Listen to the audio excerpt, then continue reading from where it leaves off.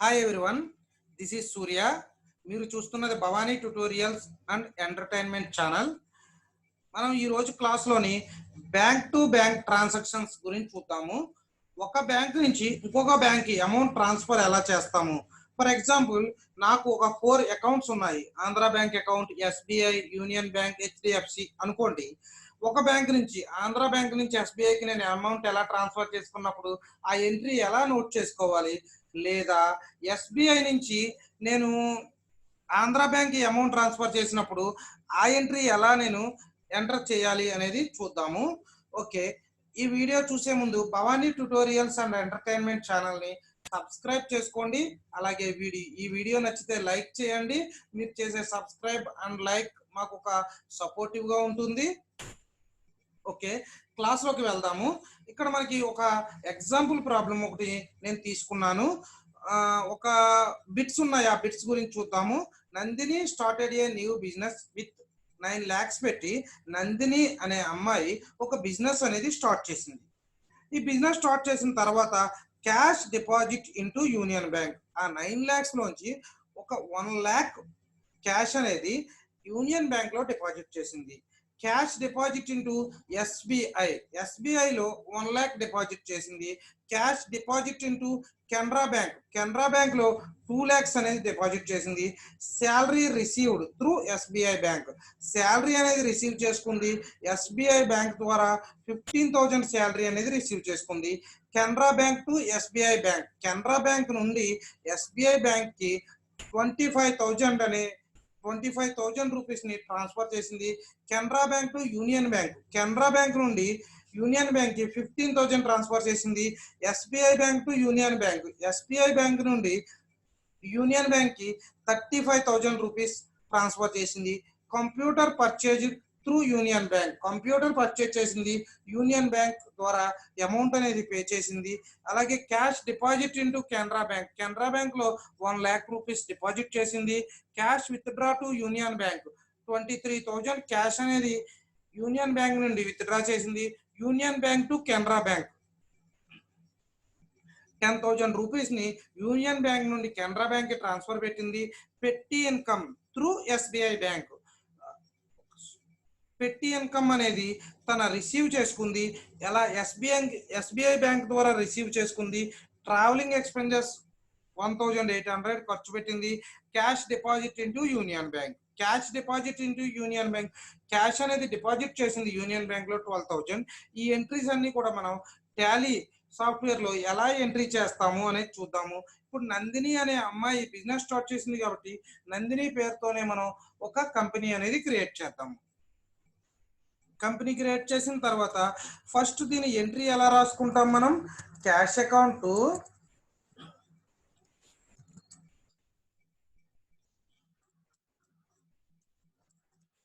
Capital account, cash account to capital account. Cash debit లో ఉన్న ప్రతిసారి కూడా అది రీసిప్ట్ ఓచర్ అవుతుంది. సో దీన్ని F6 లో మనం రాస్తాము. ఒక కంపెనీ క్రియేట్ చేద్దాము. Go to Tally software, Tally ఐకాన్ని క్లిక్ చేస్తే, డబుల్ క్లిక్ చేస్తే మనకి టాలీ అనేది ఓపెన్ అవుతుంది.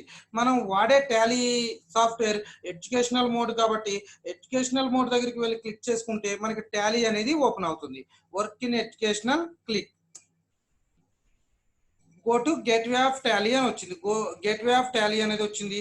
ఇప్పుడు మనం Alt F3 అనే షార్ట్ కట్ ని ప్రెస్ చేస్తే కంపెనీ ఇన్ఫర్మేషన్, కంపెనీ ఇన్ఫో అనే డైలాగ్ బాక్స్ ఒకటి మనకు ఓపెన్ అవుతుంది.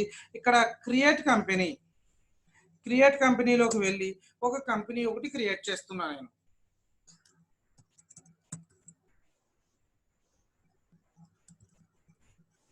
నందిని ప్రైవేట్ లిమిటెడ్ సంథింగ్ ఒక కంపెనీ. మెయిలింగ్ నేమ్ సేమ్ వస్తుంది. అడ్రస్ వచ్చి హెచ్వైడి ఇస్తున్నాను. కంట్రీ అలాగే state Andhra Pradesh, pin code something, phone number, mobile number, ఇవా మీకున్న డీటెయిల్స్ అన్ని కూడా ఫిల్ చేసిన తర్వాత press enter button continuously, accept yes or no yes. ఇక్కడ మనకి నందిని ప్రైవేట్ లిమిటెడ్ అనే ఒక కంపెనీ క్రియేట్ అయింది. Next go to back, gateway of Tally, go to account info, ledgers. మనం ఒక కంపెనీ క్రియేట్ చేసిన వెంటనే మనకి cash and profit and loss account అనే లెడ్జర్స్ డిఫాల్ట్ గా క్రియేట్ అవుతాయి. వాటిని మళ్ళీ మనం క్రియేట్ చేయాల్సిన అవసరం లేదు. ఇక్కడ మనం first point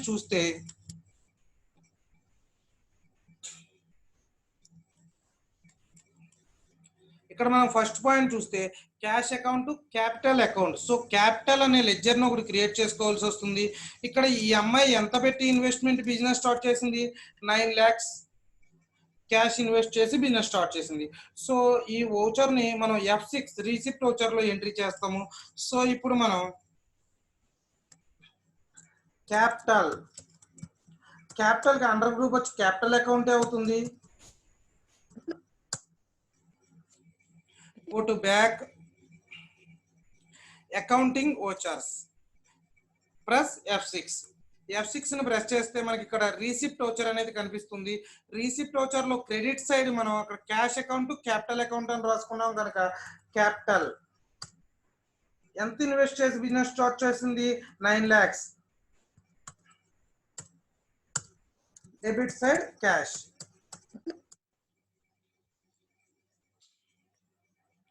next point cash deposit into Union bank. Cash అనేది డిపాజిట్ చేసింది యూనియన్ బ్యాంక్ లో. సో దీన్ని ఎలా రాసుకుంటాం మనం? Union bank account to cash account. Bank కి సంబంధించిన ప్రతి ఎంట్రీని కూడా మనం F4 కాంట్రా వోచర్ లో ఎంట్రీ చేస్తాము. సో ఇక్కడ 1 lakh రూపీస్ ని మనకి డిపాజిట్ చేసింది యూనియన్ బ్యాంక్ లో. అలాగే నెక్స్ట్ పాయింట్ చూడండి SBI లో. సో ఇది కూడా SBI account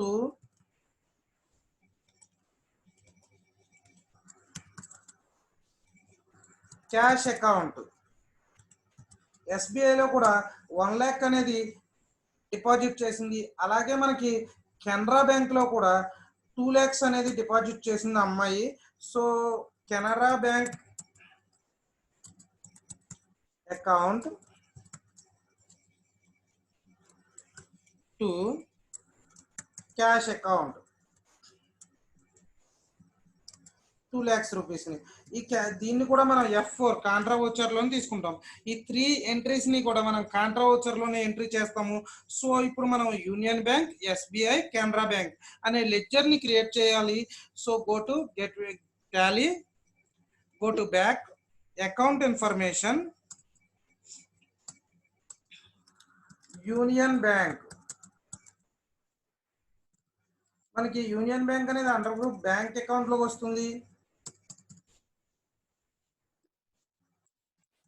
SBI same bank account లోకే వస్తుంది.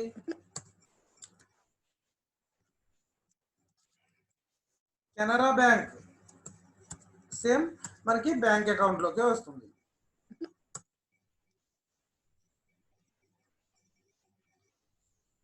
సో ఇప్పుడు go to back,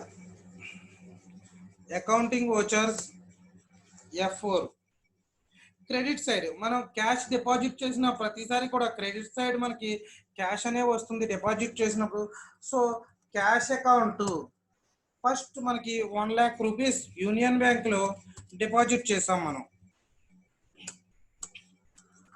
union bank denomination ఏమన్నా ఉంటే మరి మీరు ఎంట్రీ చేసుకోవచ్చు. అలాగే నిరేషన్ ఏమన్నా ఉన్నా కూడా మీరు రాసుకోవచ్చు. Enter. Next one cash account SBI లో కూడా 1 lakh రూపీస్ ని ఎంట్రీ చేసాము.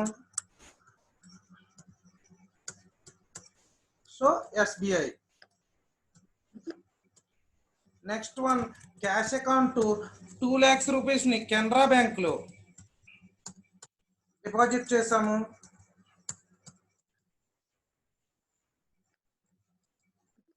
ఇలా ఈ ఎంట్రీస్ ని తీసుకుంటాము. Next one salary received through SBI bank. Salary అనేది రిసీవ్ చేసుకున్నాము అంటే క్యాష్ అనేది మనకు వస్తుంది. క్యాష్ ఎలా వచ్చింది? మనకి SBI బ్యాంక్ ద్వారా వచ్చింది కాబట్టి SBI bank account to salary received.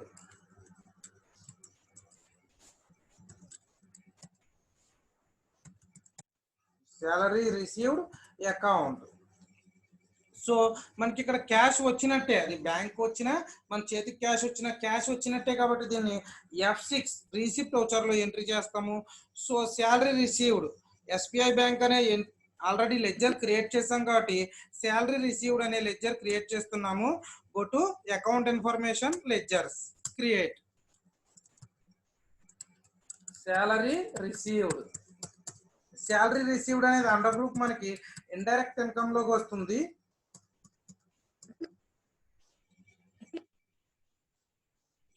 Go to accounting vouchers, salary received ఎలా రిసీవ్ చేసుకున్నాము, ఎస్బీఐ బ్యాంక్ ద్వారా రిసీవ్ చేసుకున్నాము. F6 లో క్రెడిట్ సైడ్ శాలరీ రిసీవ్డ్ అని ఉంది కాబట్టి శాలరీ రిసీవ్డ్. ఎంత శాలరీ రిసీవ్ చేసుకున్నాము, 15,000 శాలరీ అనేది రిసీవ్ చేసుకున్నాము ఎస్బీఐ.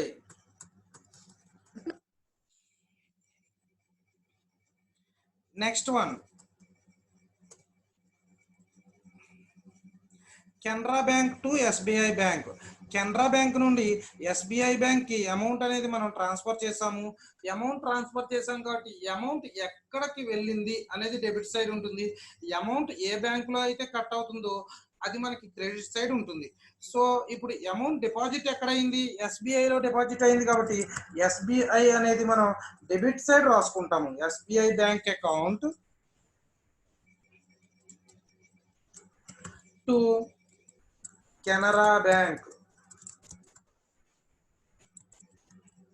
మనం ఇది మనకి డిపాజిట్ అయినట్టే. సో దీన్ని మనం F4 కాంట్రా వోచర్ లోనే ఎంట్రీ చేస్తాము.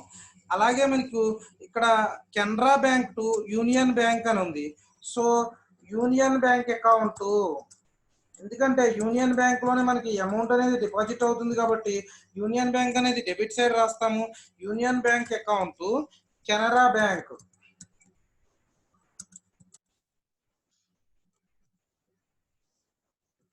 దీన్ని కూడా మనం F4 వోచర్లో తీసుకుంటాం, కాంట్రా వోచర్లు. అలాగే SBI bank account union bank. So union Bank లో అమౌంట్ డిపాజిట్ అవుతుంది కాబట్టి యూనియన్ బ్యాంక్ అకౌంట్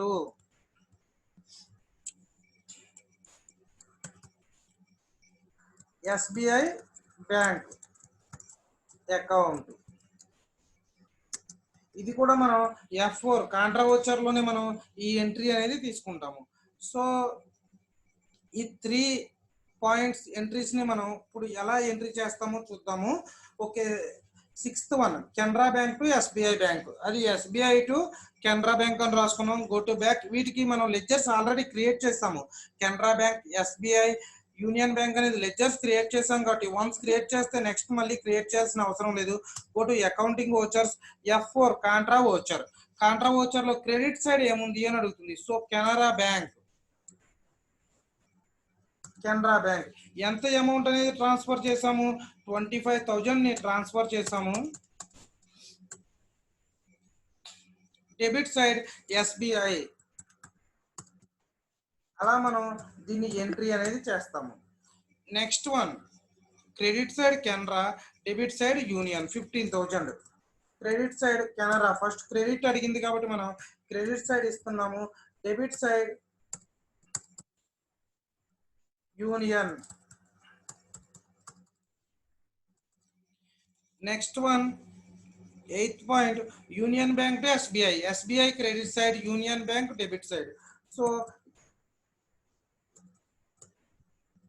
ఎస్బీఐ ఎంత అమౌంట్ మనం ట్రాన్స్ఫర్ చేసాం, 35,000.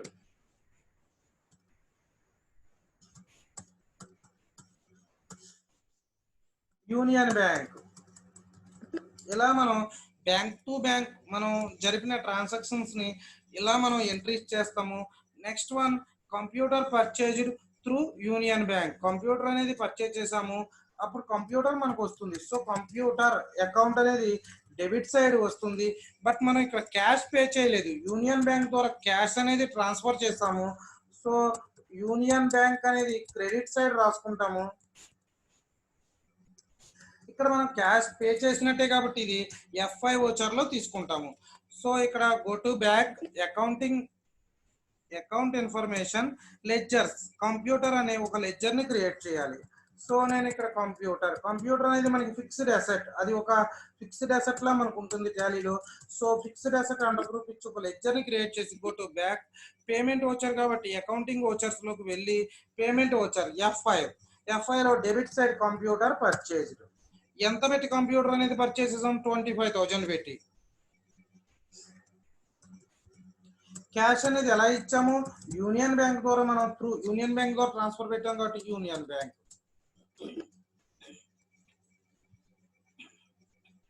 Next one, cash deposit into Canara bank. Canara bank లో మనం డిపాజిట్ చేసాము, 1 lakh రూపీస్ అనేది డిపాజిట్ చేసాము.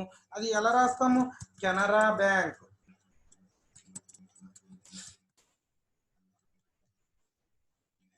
Account to cash account, Canara bank account cash account. Deposit కాబట్టి మనం F4 కాంట్రా వోచర్ లో ఎంట్రీ చేస్తాం. ఆల్రెడీ కెనరా బ్యాంక్ అనేది మనం లెడ్జర్ క్రియేట్ చేసాం కాబట్టి నెక్స్ట్ క్రియేట్ చేయాల్సిన అవసరం లేదు. మనం దాన్ని డైరెక్ట్ గా ఎంట్రీ అనేది రాసుకోవచ్చు. Go to F4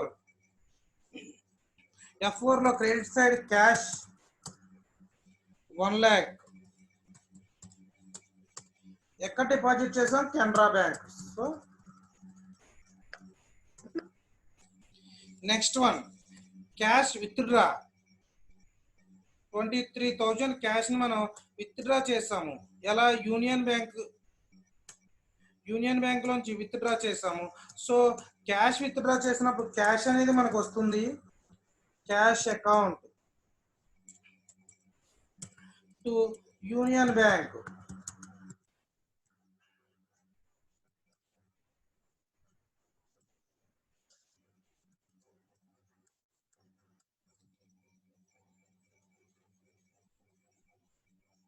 cash account union bank.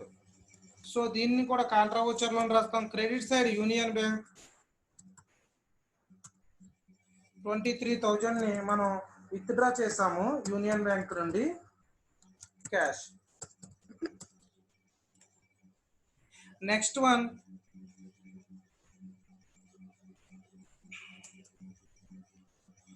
Union bank to Canara bank. Canara bank 10,000 rupees ని మనం ట్రాన్స్ఫర్ చేసాము. సో దీన్ని కెనరా బ్యాంక్ అకౌంట్, ఎందుకంటే కెనరా బ్యాంక్ లో అమౌంట్ డిపాజిట్ అవుతుంది కాబట్టి కెనరా బ్యాంక్ అనేది డెబిట్ సైడ్ రాస్తాము. Canara bank account union bank. దీన్ని కూడా మనం డిపాజిట్ అయినట్టే ఉంటుంది కాబట్టి ఇది కూడా మనం F4 కాంట్రా వోచర్ లోనే తీసుకుంటాము. సో F4 అనేది తీసుకుని క్రెడిట్ సైడ్ యూనియన్ బ్యాంక్ అనేది ఉంటుంది 10,000.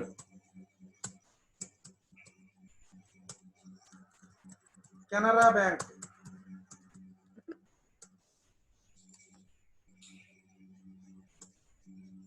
పెట్టి ఇన్కమ్ త్రూ SBI. మనం ఇన్కమ్ అనేది మనకు వచ్చింది, ఇన్కమ్ వస్తే క్యాష్ వచ్చినట్టే కదా. మనకి క్యాష్ అనేది మనకి డైరెక్ట్ గా రాలేదు, SBI బ్యాంక్ లోకి వచ్చింది కాబట్టి SBI అనేది డెబిట్ సైడ్ రాసుకుంటాం. అదే క్యాష్ వస్తే క్యాష్ అనేది డెబిట్ సైడ్ రాసుకుంటాము. సో క్యాష్ SBI బ్యాంక్ ద్వారా వచ్చింది కాబట్టి SBI బ్యాంక్ అకౌంట్ పెట్టి ఇన్కమ్. ఇక్కడ మనకి క్యాష్ వచ్చినట్టే కాబట్టి మనం దీన్ని రిసిప్ట్ వచ్చారు F6 లోనే రాస్తాము. సో ఇప్పుడు go to bank account information create ledger పెట్టి ఇన్కమ్. ఇన్కమ్ మనకు వచ్చింది కాబట్టి దీన్ని ఇండైరెక్ట్ ఇన్కమ్ లో రాసుకుంటాము. ఇండైరెక్ట్ ఇన్కమ్ లో రాస్తాము. సో దీన్ని F6 వోచర్ లో రాస్తాము. Go to back accounting vouchers F6 SBI bank to పెట్టి ఇన్కమ్ 1,250 రూపీస్. మనకి ఇక్కడ క్రెడిట్ సైడ్ పెట్టి ఇన్కమ్ అని ఉంది 1,250 rupees SBI bank account. Next one, travelling expenses అనేది 1,800 రూపీస్ మనకు ఖర్చు అయింది. సో దీన్ని travelling expenses account to cash account అనేది అలా తీసుకుంటాం మనం. Cash account. మనం ఇక్కడ క్యాష్ మన నుంచి వెళ్ళిపోయింది కాబట్టి దాన్ని ఎఫ్ఐ లోనే రాస్తాము. So go to back gateway of Tally account information create ledger. Travelling expenses అనే ఒక లెడ్జర్ ని క్రియేట్ చేస్తాము. ట్రావెలింగ్ ఎక్స్పెన్సెస్ క్యాష్ మన నుంచి వెళ్ళిపోయింది కాబట్టి ఇండైరెక్ట్ ఎక్స్పెన్సెస్ లాగానే మనం తీసుకుంటాం దీన్ని. So go to back accounting voucher. Cash వెళ్ళిపోయింది కాబట్టి మనకి పేమెంట్ వోచర్. ట్రావెలింగ్ ఎక్స్పెన్సెస్ ఎంత ట్రావెలింగ్ ఎక్స్పెన్సెస్ మనకి ఖర్చు అయింది 1800 rupees. Cash account. Last point cash deposit into Union bank. మనం యూనియన్ బ్యాంక్ లో క్యాష్ అనేది డిపాజిట్ చేసాము. So union bank account